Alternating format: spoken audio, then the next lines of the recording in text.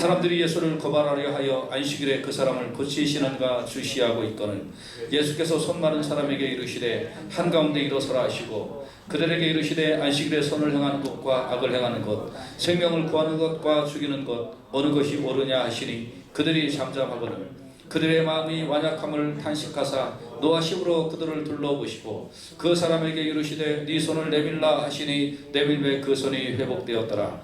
바리새인들이 나가서 곧 헤롯 땅과 함께 어떻게 하여 예수를 죽일까 의논하니라. 아멘. 한 번 더 기도하겠습니다. 하나님 감사합니다. 이 시간 말씀을 나눌 때 주의 성령이 우리 가운데 임재하여 주시기를 원합니다. 말씀을 듣고 완악함이 깨어지게 하여 주시옵시고 순종하며 기적을 시험하게 하여 주시옵소서. 예수님 이름으로 기도하옵나이다. 아멘. 아멘. 우리 옆에 있는 분들한테 은혜 받읍시다 하고 같이 인사하겠습니다. 시작. 은혜 받읍시다. 할렐루야. 아멘. 아멘. 예. 자, 오늘 네 손을 내밀라 라는 제목으로 같이 말씀을 나누길 원합니다. 우리 제목을 같이 한번 큰 소리로 읽어볼까요? 내 손을 내밀라. 할렐루야. 아멘. 예. 우리 일당백이라는 말이 있습니다. 여기 지금 많은 교인들이 앉아 있는데 일당백으로 우리 큰 소리로 한 번 더 내 손을 내밀라. 시작. 내 손을 내밀라. 할렐루야. 아멘. 예수님이 회당에 들어가셨을 때 일어났던 사건입니다. 이 회당을 교회라고 우리가 생각을 해보고 이 말씀을 교회에서 오늘 어떻게 신앙생활을 해야 하며 어떤 자세로 보여야 할까 하는 것에 대하여 같이 말씀을 나누기를 원합니다. 같은 교회, 같은 공간 안에 있으면서 한 사람은 은혜를 받고 또 다른 사람은 은혜를 받지 못하는 수가 있습니다. 왜 그럴까요? 어떤 이유 때문에 그런 현상이 일어날까요? 오늘같이 예배를 드리며 같은 교회에서 신앙생활하며 어떤 자세로 신앙생활을 할까? 그걸 같이 살펴보기를 원합니다. 첫 번째 우리가 회당 안에 있던 사람들을 살펴보도록 하겠습니다. 오늘 본문은 회당 안에 두 종류의 사람이 있었음을 말씀해 주고 있습니다. 한 사람은 물론 이제 세 종류입니다. 그러나 오늘 본문에 등장하는 그 많은 대중 이 부분들은 등장하지 않습니다. 극단적인 양자 쪽에 있는 사람 두 종류의 사람들이 등장합니다. 첫 번째 사람은 한쪽 손 마른 사람입니다. 이 사람은 전승에 의하면 목수 혹은 석수였다가 손을 다쳤다 이렇게 전승에 나옵니다. 혹은 뭐 질병으로 다쳤을 수도 있겠죠. 아무튼 손이 이렇게 좀 오그라져서 그 사람이 일을 못했을 겁니다. 양손을 사용하는 것이 얼마나 편한지 몰라요. 저도 요새 조금 무리를 해서 그런지 오른쪽 이 팔 여기가 아주 조금 통증이 있어서 이 파스를 계속 지금 바르고 있는데 잘 낫지 않아요. 그래서 그냥 불편한 대로 살고 있습니다만 오늘날 이슬람 믿는 사람들은 좀 말할 것도 없고 당시에는 그런 일이 있었는데 오른손으로 이렇게 성경을 읽고 또 오른손으로 밥을 먹고 오른손으로 이렇게 또 악수도 하고 뭐 이렇게 하고 왼손으로는 화장실 가서 사용을 하는 겁니다. 그러니까 왼손이 만약에 망가져도 힘든 거죠. 왜요? 오른손으로 밥 먹고 오른손으로 화장실을 가야 되니까 안 되는 거예요. 오른손이 망가져도요 마찬가지죠. 왼손으로 뭘 하고 이게 안 되는 거예요. 그러니까 이게 참 골치 아픈 겁니다. 직장 생활은 물론이고 사회생활, 정상적인 생활이 힘들었을 것입니다. 그런데 이 사람이 회당 안에 있었다는 겁니다. 비정상적인 사람, 다친 사람, 대뇌제가 있는 사람이 회당 안에 있었다는 겁니다. 여러분, 오늘 우리 교회, 아니 모든 이 세상에 있는 교회들이 온전한 사람들만 교회에 온다고 생각하지 마십시오. 아픈 사람, 병든 사람, 손 마른 사람, 또 우리가 보기엔 평범하지 않은 사람들이 다 교회 오는 겁니다. 비정상적인 사람들이 다 교회 오는 겁니다. 여러분들은 완전하신 분들이십니까? 나만 비정상인가요? 아마 제 생각에는 여러분들도 어느 것 하나는 다 비정상입니다. 몸이 비정상이든지 마음이든지 어떤 부분이든지 조금 데미지난 부분들이 있습니다. 저도 어릴 때에 얻었던 그 마음의 상처들, 데미지, 환경이나 혹은 살면서 얻었던 그런 어떤 쓴뿌리, 올갱이들이 지금도 제 속에 남아 있어서, 그래서 어떤 때는 별거 아닌 것 가지고 그것이 막 불컥불컥 튀어나오는 것을 보게 됩니다. 그런 걸로 인하여 실수도 많이 하고, 그리고 하고 나서는 또 내가 왜 그랬을까 하는 그런 비정상적인 부분이 제 속에 분명히 있습니다. 아마 여러분들도 지금 이렇게 예쁜 모습으로 앉아 계시지만 여러분 속에, 내 속에 한편 손 많은 사람처럼 비정상적인 모습, 핸디캡에 있는 모습, 고치고 싶은 나의 어떤 문제들이 아마 한두 가지 이상은 다 가지고 있을 것입니다. 그러므로 왜 당신은 이러냐라고 하지 마십시오. 당신의 눈에 보기에는 그 사람의 손이 말라 있지만 그 사람 보기에는 당신은 마음이 말라 있든지 아니면 삐딱한 행동을 한다든지 뭔가 구부러진 어떤 것들이 있을 수 있는 겁니다. 서로가 서로에게 대해서 손짓하지 맙시다. 단지 그런 사람이 교회에 있을 뿐이구나 라고 우리가 이해를 하도록 하십시다. 마가복음 1장 23절에 보면 마침 그들의 회당에 더러운 귀신 들린 사람이 있어 소리질러 이르되, 이 교회에 더러운 귀신이 들린 사람도 있고 소리 지르는 사람도 있고 이상한 짓 하는 사람도 와야 된다는 거예요. 있다는 거예요. 그리고 그런 사람들이 교회에 와야 된다는 거예요. 완전한 사람, 온전한 사람들만 교회에 오면 우리 같은 사람은 있을 수가 없습니다. 왜? 온전한 사람인데 나같이 온전하지 않은 사람이 무슨 목사 노릇을 하겠냐 이 말이에요. 또 어떤 사람들은 우리 교회에 훌륭한 일꾼들 보내주십시오. 제가 30년 목회를 하는데 여기서 일꾼들이 키워지는 게 정상이지 훌륭한 일꾼들이 여기 오는 게 그게 좋은 일이 아니에요. 물론 나쁘다고만 볼 수는 없겠지만 그러나 그거 그렇게 바람직한 일이 아니에요. 우리 교회에서 훈련받고 잘하는 이런 분들이 훌륭한 일꾼이 돼야 될 줄로 믿습니다. 그리고 훌륭한 일꾼이 오면 안 좋은 것도 많아요. 훌륭한 일꾼한테 일이 몰리잖아요. 그러면 어떻게 되는지 아세요? 기존에 일했던 사람들이 소외감 느끼고 목사님이 나를 이렇게 갖고 그냥 또 문제가 생겨요. 그러니까 우리 여기에 있는 사람들이 성장해서 훌륭한 일꾼이 돼야 돼요. 그래서 여러분 정말 교회 안에는, 회당 안에는 이렇게 손 마른 사람이 있다. 그리고 이 손 마른 사람은 나다. 우리가 이런 의식과 이런 자세를 가지고 교회에 와야 되고, 또 우리가 서로 지체를 보듬어주는 그런 자세로 서로 신앙생활을 해야 될 줄로 믿습니다. 두 번째, 이 회당 안에 있던 사람은 어떤 사람이 있었냐면 예수를 고발하려는 사람이 있었던 거예요. 이거는 단수가 아니고 복수입니다. 고발하려는 사람들, 한두 명이 아니고 많은 득실득실하는 사람들이 회당 안에 설교하시고 말씀을 가르치시는 이 예수님을 주시하고 있었다는 것입니다. 어떤 면에 있어서는 한편 손 마른 사람은 그래도 양호한 편입니다. 왜? 이 사람은 마음이 삐뚤어지지 않았습니다. 육체의 병은 있었지만 마음이 삐뚤어지지 않았는데 이 마음이 삐뚤어진 사람들이 있었다는 거예요. 마가복음 오늘 보면 3장 2절에 보면 사람들이 예수를 고발하려 하여 안식일에 그 사람을 고치시는가 주목하고 입건을 그랬습니다. 사람들이 한두 명이 아니라는 거예요. 이 사람들이 예수님을 주시하고 있었어요. 예수님을 뚫어지게 바라보고 있었는데 왜 바라보고 있었나요? 고발하려고.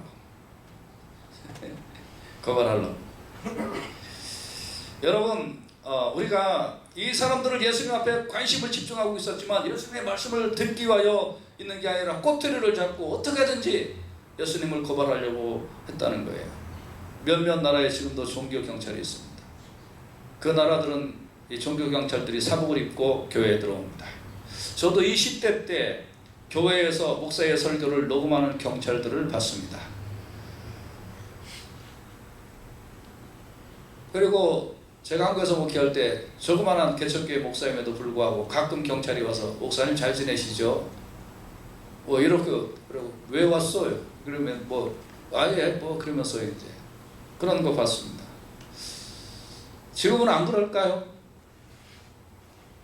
제가 보기엔 지금도 그럴 것입니다. 얼마 전에도 그랬잖아요. 교회 공무원들 들어와서 명단 제출해라 하고 협박하고 저 예배당 바깥에서 여기 우리 교회가 그랬다는 게 아니라 한국에서 그랬잖아요.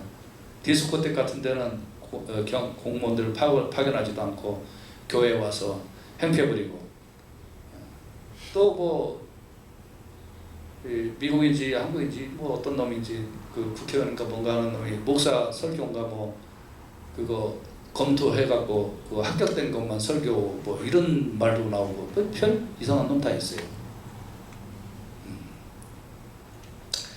아무튼 뭐 그건 환경적으로 그러냐 이거예요. 그렇지만 교회 안에도 보면 여러 종류의 사람들이 있습니다.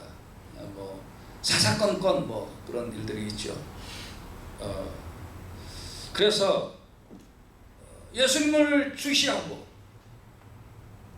또 와서 많은 사람들이 앉아있지만 은혜를 받으려고 한 것이 아니라 고발하려고 왔다는 거예요. 그런데 이 사람들은 되게 웃기는 게 뭐냐면 안식일에 그 사람을 고치시는가를 엿봤다는 거예요. 이 말은 무슨 뜻이에요? 예수님이 고칠 수 있는 능력이 있다는 걸 아는 거예요. 여러분 생각해 보세요. 지난번에 2년 전인가 3년 전에 우리 교회에서 여름 선교학교 할 때 어떤 애가 저 미끄럼틀 위에 올라가서 놀다가 가시가 이만큼 들어가고 앵앵애 하고 울고 내려왔어요. 그래서 일로 와 그리고 안심을 시키고 제가 알코올을 발라주고 핀셋으로 그를 이렇게 탁 뽑아줬어요. 그 가시를. 그랬더니 그 사람이 뭐라고 그러냐면 목사님 닥터예요? 그러는 거예요.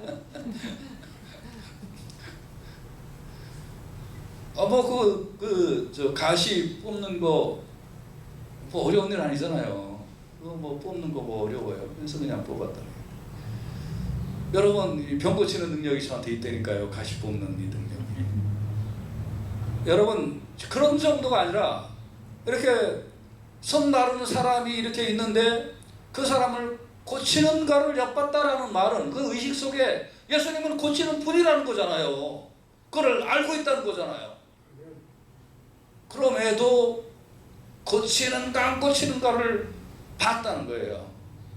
아무리 능력을 보여줘도 아무리 권세를 보여줘도 그래도 고발을 하겠다는 거예요. 여러분 기적을 보여줘도 안 믿는 사람 안 믿습니다. 능력을 보여줘도 감동되지 않는 사람은 감동이 안 되는 거예요.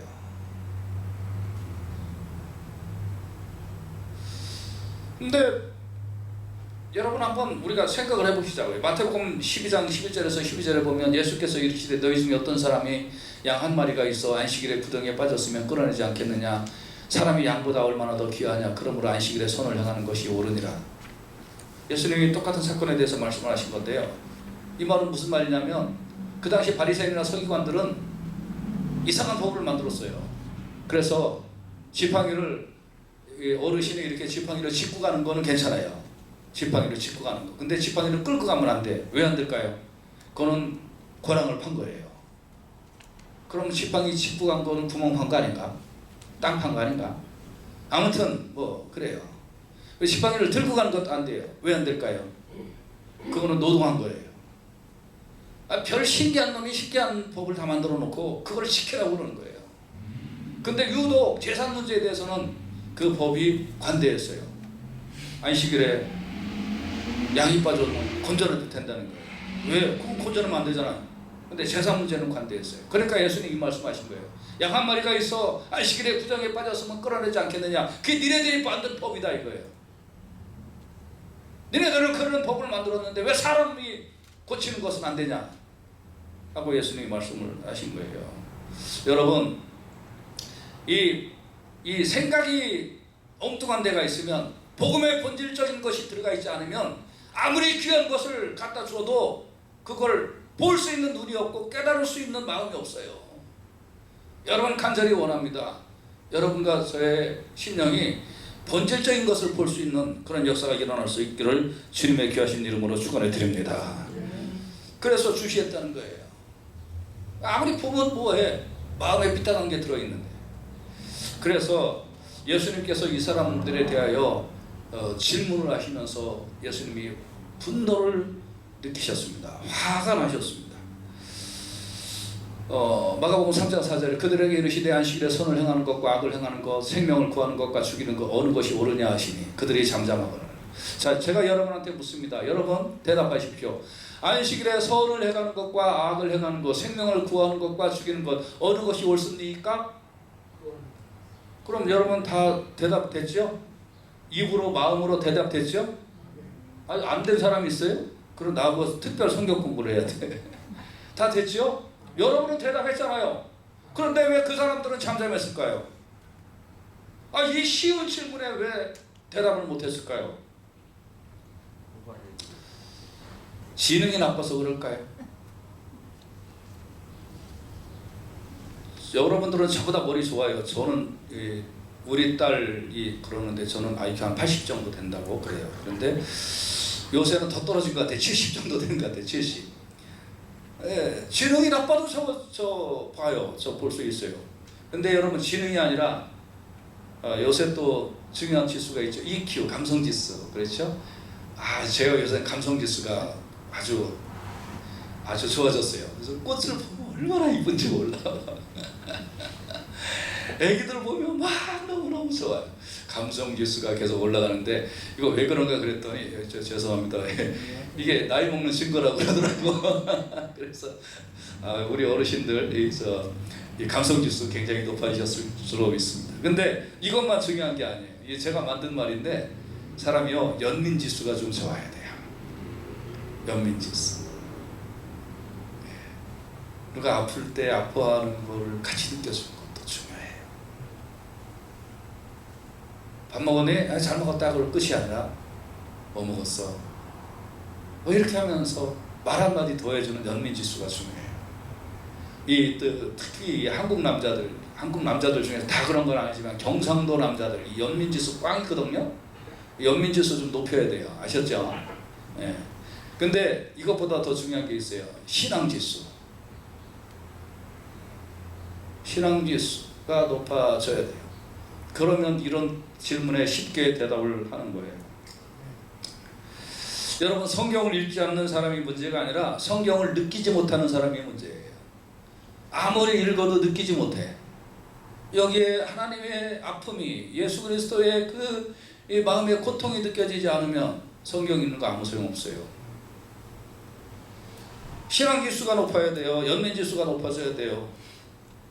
오늘 아침에 내가 어떤 사람인지 한번 살펴보시기를 바랍니다. 이런 쉬운 질문에 잠잠하는 사람은 아닌지 우리가 좀 살펴봐야 됩니다. 우리 교인들의 고통의 문제가 내가 느껴지지 않는지, 우리 목장 식구들의 아픔의 문제가 남의 문제처럼 나하고는 아무 상관이 없는 것처럼 느껴지지 않는지, 그런 지수가 약하면 성경을 아무리 읽어도 성경이 느껴지지 않아요. 오늘 이 아침에 그 기쁨의 단계에 오늘 아침에 성령이 오셨네 우리가 찬양했는데 성령이 내 마음을 강하게 타치하셔서 이 신앙지수가 열려지시기를 주님의 이름으로 축복합니다. 그러니까 예수님이 이렇게 질문을 했는데도 대답을 못하니까 5절에 그들의 마음의 완약함을 탄식하사 어이구 답답해. 완악함을 탄식한다. 답답하다. 노하심으로 그들을 둘러보시고 그랬습니다. 여러분 제가 한번 보겠습니다. 여러분을 이쪽에 우리 고영남 집사님부터 제가 이렇게 김현태 집사님까지 쫙 끝인데 제가 한번 보겠습니다. 지금 노하심으로 제가 둘러봤습니까? 어떤 표정으로 둘러봤나요? 이것도 잠잠하면 제가 노한다니까요. 어떻게 둘러봤어요? 상당히 제가 사랑하는 기쁜 마음으로 봤잖아요. 그죠? 근데 제가 한번 봅시다. 여러분 다 느끼죠? 그렇죠?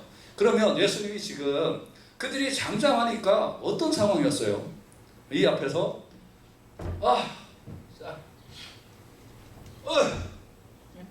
여러분 예수님이 항상 온화하고 그러셨으리라고 생각하지 마세요.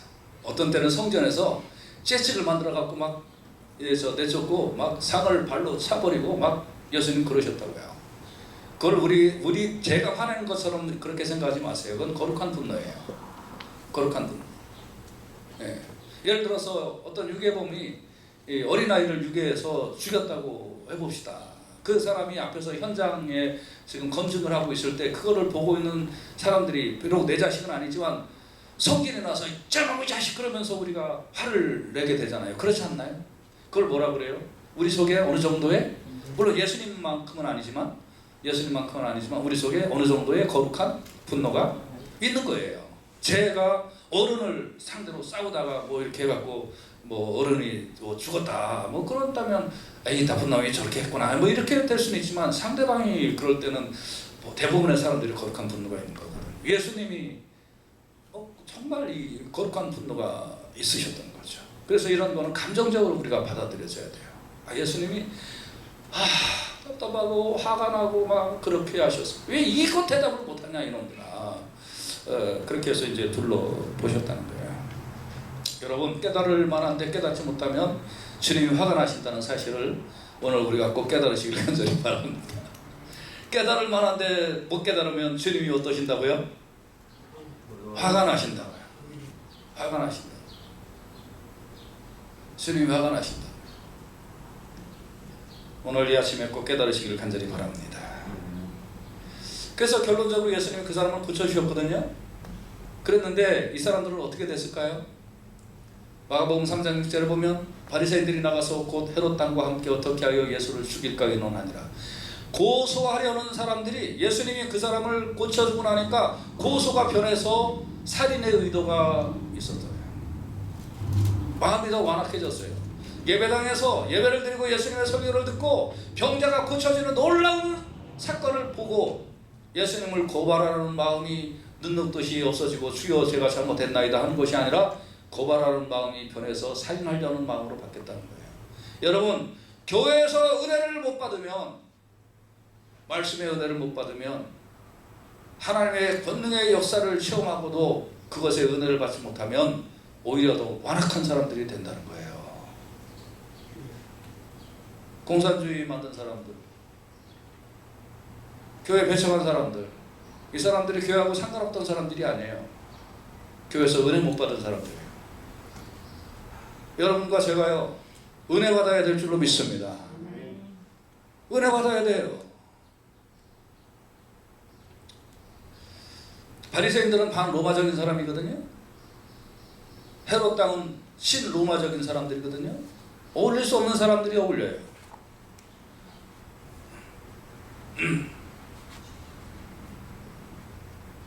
동성애 세력들, 또 이 사회주의 세력들, 이 어울릴 수 없는 놈들이 교회를 공동으로 대적하려고 어울리잖아요.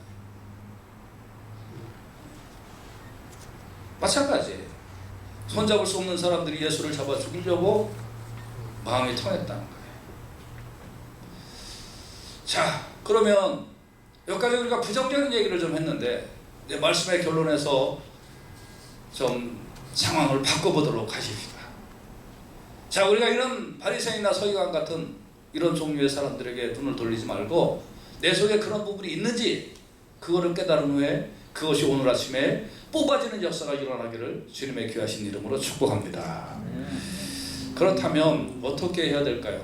우리가 오늘 본문에서 주목해야 될 두 사람이 있습니다. 여기에 우리가 우리의 시선을 이 두 사람에게 다시 한번 집중해 보도록 하겠습니다. 첫째 누구일까요? 예수님. 예수님은 이 많은 바리새인이나 서기관들이 자신을 거발하려고 자기를 주시하고 있다는 사실을 알고 계셨습니다. 그럼에도 불구하고 한편 손 마른 사람에게 말씀하시기를 일어나 한가운데 일어서라 하고 말씀을 하십니다. 내가 저 사람을 고치면 저놈들이 나를 거발을 하거나 폭동을 일으키거나 더 못된 짓을 할 거야 라는 걸 알고 계셨음에도 불구하고 예수님은 하나님의 뜻을 이루고 예수님은 그 사람을 불쌍히 여기셔서 그 사역을 시작을 하셨다는 겁니다. 여러분, 하나님의 일은 어떤 손해가 나더라도 감당하는 겁니다. 하나님의 일은 어떤 어려움이 예상된다 하더라도 진행해 나가는 것인 줄로 믿습니다. 하나님의 일은 쉬운 일이 아니에요. 항상 웰컴하는 게 아니에요. 그렇지만 하는 거예요. 왜? 하나님의 뜻이니까. 할렐루야. 우리 교회는 쉽게 목회하려면 한없이 쉽게 목회할 수 있는 교회입니다. 교인들이 별 반응이 없으니까 목사가 아주 쉽게 할 수 있어요. 페인트를 해도, 페인트 했다고 해도 어디에요? 라고 하는 교인이니까 별로 제가 그렇게 신경 안 쓰고 목회하기 얼마나 편안한 교회인지 몰라요. 진짜 좋아요. 의자를 좀 바꾸고 뭐 이렇게 해도 잘 몰라. 그러니까 괜찮아. 제가 안심하고 목회할 수 있는 방법은 공연하게 일만 안 만들면 저는 은퇴하는데 걱정이 없어요. 그런데 공연의 일을 만들어서 여기까지 온 겁니다. 공연의 일을 만들고 쓸데없는 일을 만들고 해서 여기까지 온 겁니다.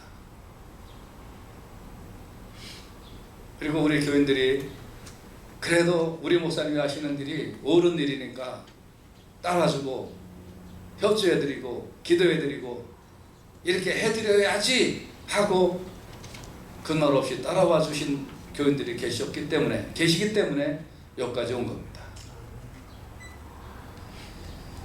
전도는요, 목회는요, 하나님을 섬기는 일은요, 옳은 일이에요. 그렇기 때문에 어떤 반대나 어떤 극복해야 될 내용이 있어도 하는 겁니다. 또 우리가 앞으로 어떤 힘든 일이 있어도 이렇게 주의 일을 감당해야 될 줄로 믿습니다. 요 주제에 대해서 할 말은 많은데 제가 3주쯤에 한번 다시 하도록 할게요. 그리고 주님께서는 이 사람에게 두 번째 말씀을 하십니다. 네 손을 내밀라 라고 말씀을 하시는 거예요. 일으켜 세우고 그리고 바리새인이나 서기관들을 노려보시고 한숨도 쉬시고 시간의 차이가 좀 있거든요. 그 사람은 쭈삣하게 서 있었어요. 그리고 나서 네 손을 내밀라 라고 말씀을 하시는 겁니다. 우리 교회에 새 가족이 오면 생명의 삶을 이수를 하고 그리고 앞에 나와서 공개적으로 신앙 고백을 하게 합니다. 부담감을 느끼는 분들도 있습니다. 재직, 학교 모든 코스의 성경 공부는 다 끝나면 앞에 나와서 그 신앙 고백을 하게 합니다.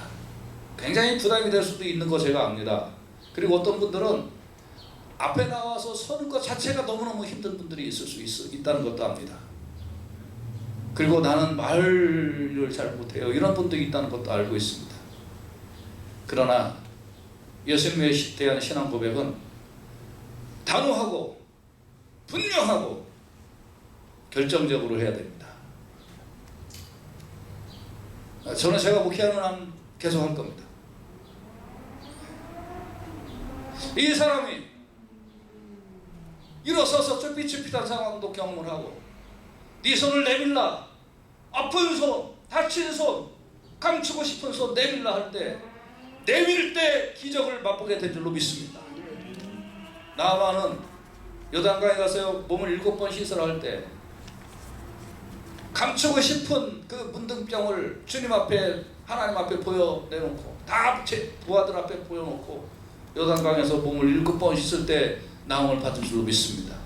여러분과 저의 죄악의 문제, 고통의 문제, 아픔의 문제, 마음의 상처의 문제 주님 앞에 다 내어놓으시기를 간절히 바랍니다. 그리고 고백하십시오. 목장에서도 서로 고백하십시오. 나 이런 문제 때문에 힘들어요, 아파요. 감춘다고 농사가 아니라는 거예요. 주님은 일어서라, 내놔라 하시는 겁니다. 목장에서도 내놓으세요. 아픈 문제, 이런 문제 때문에 나 너무 힘들어요, 너무 고통스러워요, 기도해 주세요. 그럴 때 주님의 역사하심이 있게 될 줄로 믿습니다. 좋은 얘기만 하지 마세요. 우리 애들이 어떻고 뭐 좋은 얘기 하지 마세요. 물론 격려하고 좋은 얘기 해야 될 필요가 있지만 여러분이 정말 주의 기적과 은혜를 맛보고 싶습니까? 내놓으십시오. 아픈 손, 감추고 싶은 손 주님 앞에 내놓을 때 주님께서 해결하여 주실 줄로 믿습니다. 우리 교회에 주님께서 계속 인비테이션 하십니다. 야, 너 네 마음을 내놔라. 네 환경을 나 앞에 내놔라. 나에 대한 컨페션을 정확하게 해라. 네가 지도자로 세움을 받았느냐? 그럼 남들 앞에서 지도자로 된 콜링을 많은 사람들 앞에 고백해라. 그렇게 하게 될 때에 주의 놀라운 은혜와 기적과 주님께서 나와 함께 해주시는 그런 체험을 맛보게 될 줄로 믿습니다. 두 번째로 우리가 주목해야 될 사람이 있습니다. 이 사람은 누구냐면 한쪽 손이 불구인 사람입니다.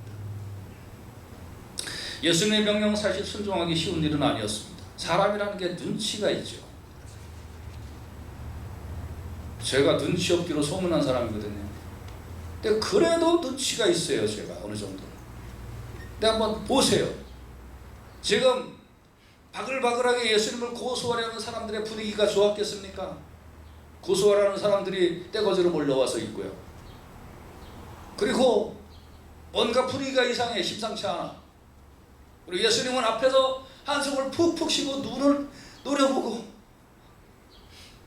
그러고 있는 뭔가 예배 분위기가 이상한 그런 상황에서 이 사람이 눈치가 없겠습니까? 아하, 오늘 나 때문에 그렇구나. 내가 오늘 교회 안 왔으면 이런 이상한 분위기 없었을 텐데 내가 오늘 교회에 왔다니 나 때문에 목사님하고 대부분의 중직들하고 지금 갈등 관계에 있구나. 이거 어떻게 하면 좋아? 살그머니 기도 시간에 나갈까? 어떻게 할까? 고민하고 있는 차에 예수님께서 너 일어나. 어이구 어떻게 하지? 일어났어요. 또 예수님은 계속 그 사람들을 쪼아보고 노려보고 화가 나고 씩씩거리시면서 그러신 후에 나한테 네 손을 내밀어라. 이거 내밀었다가는 대부분의 이 재직들한테 찍힐 거고 안 내밀자니 예수님 말씀에 불순종하는 거고 이거 어떻게 하면 좋을까? 오늘 내가 교회를 괜히 왔네 괜히 왔어 하는 그러한 상황에 이 손을 내밀라. 한가운데 일어서라 할 때 일어서고 내밀라 할 때 주여 주의 말씀에 순종하여 내 손을 내밉니다. 눈치를 보는 것도 아니고 분위기를 보는 것도 아니고 환경을 보는 것도 아니고 오직 주의 말씀에만 순종을 했다는 거예요. 그러니까 특별히 예수님이 가서 안수 기도를 해준 것도 아니에요.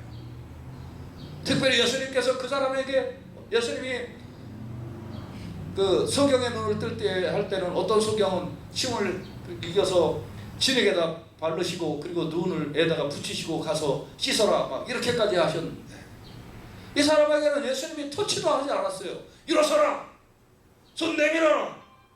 내밀매 그 손이 회복되었더라. 할렐루야. 내밀매 회복되었더라. 믿습니까?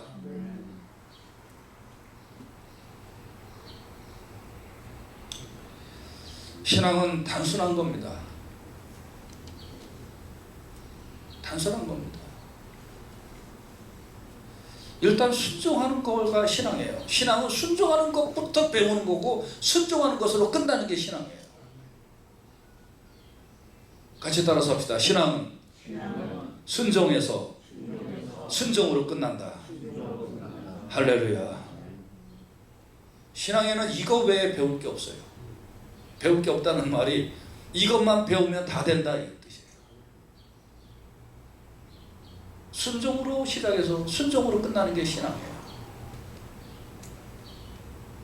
이것만 배우면 돼요. 지나가다 목사가 이거 하면 어떨까요? 라고 하는 거는 어떨까요가 아니라 기도를 수십 번 해서 저걸 해야 되겠다는 확신의 얘기예요. 그런 걸 깨달아야 돼요. 아, 저 목사님이 나한테 하라는 소리구나. 예, 알겠습니다 하고 순종하는 그 사람이 복이 있는 거예요. 할렐루야.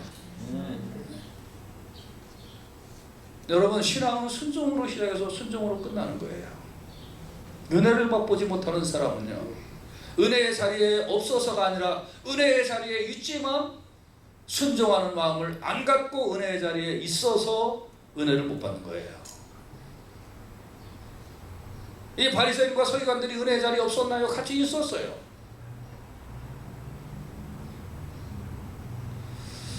여러분, 제일 불쌍한 사람이 은혜의 자리에 있으면서 은혜를 못 받는 거예요. 기적의 자리에 있으면서 기적을 체험하지 못하는 거예요.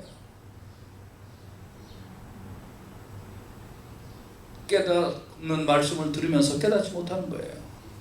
얼마나 불쌍해요. 여러분과 제가 오늘의 말씀의 결론은 뻔해요. 순종하면 은혜와 기적을 체험한다. 이거 하나예요. 근데 이거는 여러분의 신앙생활의 알파와 오메가예요. 처음과 마지막이에요. 시작과 끝이에요. 오늘 이것만 배우시면 됩니다. 이걸 배우지 못하고 교회를 10년, 20년, 30년 다니면 도둑놈이에요. 바리새인이에요. 예수님이 이 사람을 손을 고쳐준 걸 보고 예수님을 죽이고 싶은 살인의 의도를 갖고 교회를 나가는 사람인 거예요. 여러분, 오늘 아침에 우리가 은혜를 받읍시다. 어떻게 은혜를 받냐고요? 순종이에요. 순종이면 무조건 은혜가 임한다. 그 은혜가 나에게 임한다. 이걸 꼭 깨달으시고 사시기를 주님의 귀하신 이름으로 축원해 드립니다. 일어나라는 말은 원어를 살펴보면 다시 살아나라라는 말과 똑같아요. 내밀라라는 말은 힘을 내라라는 말하고 똑같아요. 내가 너를 다시 살려줄 테니까 힘을 내라. 여러분, 사업 어렵죠? 지금 많이 힘들죠? 일어나라. 뭐예요? 내가 너 다시 살려줄게. 손을 내밀어. 힘을 내! 주님의 말씀을 듣고 용기 있게 다시 순종하면 기적을 맛보게 될 줄로 믿습니다. 은혜를 맛보게 될 줄로 믿습니다. 저는 우리 교인들, 하나님 한 사람도 이 코로나 바이러스 걸리지 않게 하여 주십시오. 물론 제가 무슨 전 세계적으로 유명한 사람도 아니에요. 저는 우리 교회 교인들한테 관심이 있어요. 물론 이제 넓게도 뭐 생각을 해야 되겠지만 사실 제가 로컬 처치 목사이기 때문에 우리 교회 교인들한테 관심 있는 거예요. 저 세계 평화 기도 많이 안 해요. 김정은이 어쩌고 저쩌고 뭐 말 안 해요. 저 기도 별로 안 해요. 뭐 그런 거 잘하는 사람 있을 테니까 그런 사람들이 할 거고, 우리 교인들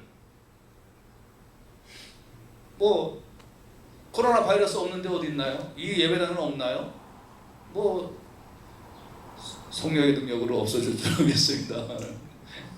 여러분이 가는 식당이라든지 뭐 뭘 마시는 뭐 한남체인에서 어디든지 있는 거 아닌가요? 득실득실하지 않나요? 근데 여러분 집에만 계셨어요? 다니시지 않았나요?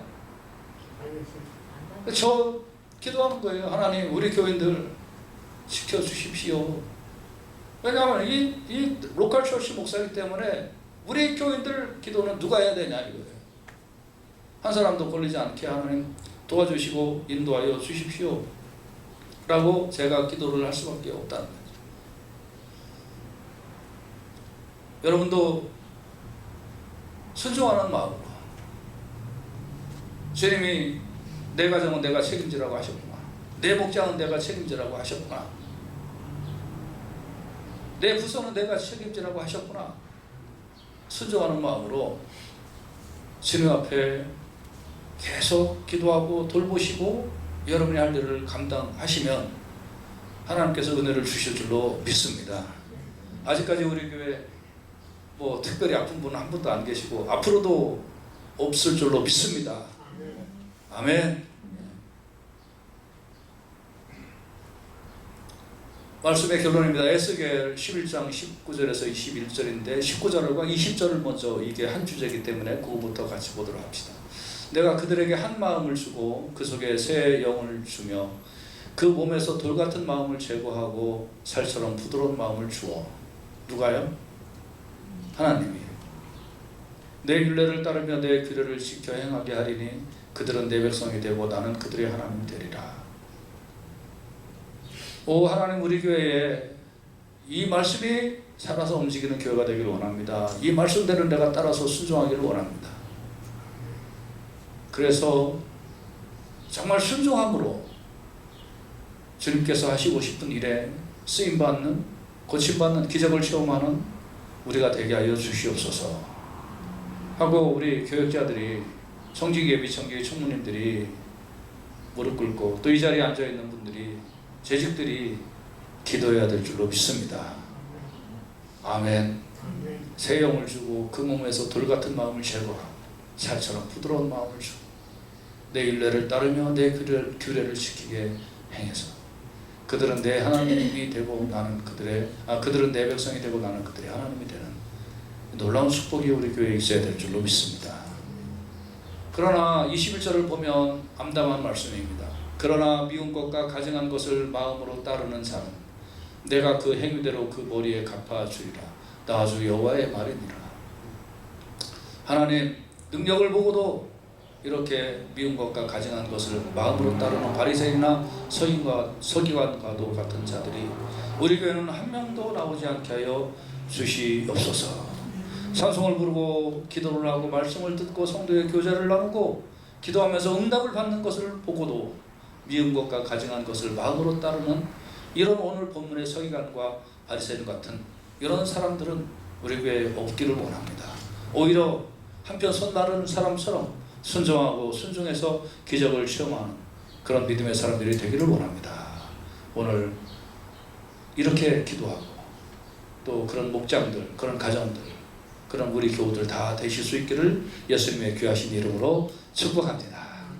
같이 기도합니다.